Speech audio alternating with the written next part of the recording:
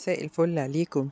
النهارده هنعمل طبق سريع كده من الحاجات اللي بقى بتسعفني في الأوقات اللي بيبقى الواحد جاي من برّه متسربع، عايز يعمل حاجة سريعة كده ويخلّص على طول، وجبة كده منها مفيدة ومشبعة وكل حاجة.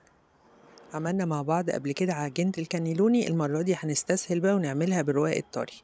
نبدأ مع بعض خطوات واحدة واحدة كده الحاجات دي ونشوف مع دايما بعض. بتبقى عندنا في التلاجة عشان الولاد بيحبوها. فجبنا دلوقتي معلقة زبدة، عليها حبة زيت زيتون، عليها 3 فصوص توم كده مفرومين متخزنين عندنا برضو في الفريزر، ومعلقتين صلصة نحطهم كلهم على بعض ونحط فيهم اللحمة المفرومة بعد ما خرجناها من الفريزر.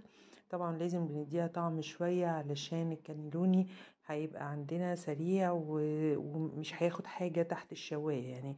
كل ده زي ما احنا شايفين كده اللحمة المفرومة سخنة، وهنحطها في الرقاق الطري ده. على فكرة الرقاق الطري ده بجيبه من الستات الطيبين كده اللي قاعدين بيعرضوا أكلهم وحاجتهم والشطارة بتاعتهم. دايما بيبقوا عاملين الرقاق عاملين سواء الطري أو الناشف. فدايما بنحاول برضو ان احنا نشتري منهم علشان نساعدهم ويعني يكسبوا رزق حلال من تعبهم وشقيهم يعني.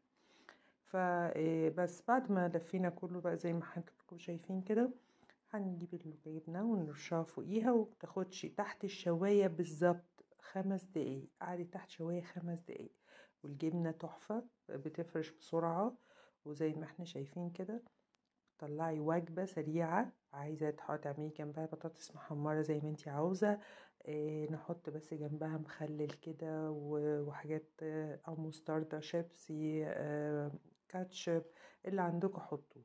بس فعلا وجبة سريعة وفعلا بتفيدك جدا وقت ما تكوني مستعجلة، وقت ما تكوني وراكي حاجة، عندك تمرين ما نازلة مع الولاد بسرعة عايزة تعملي حاجة سريعة.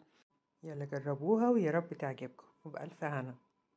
باي باي، اشوفكم على خير.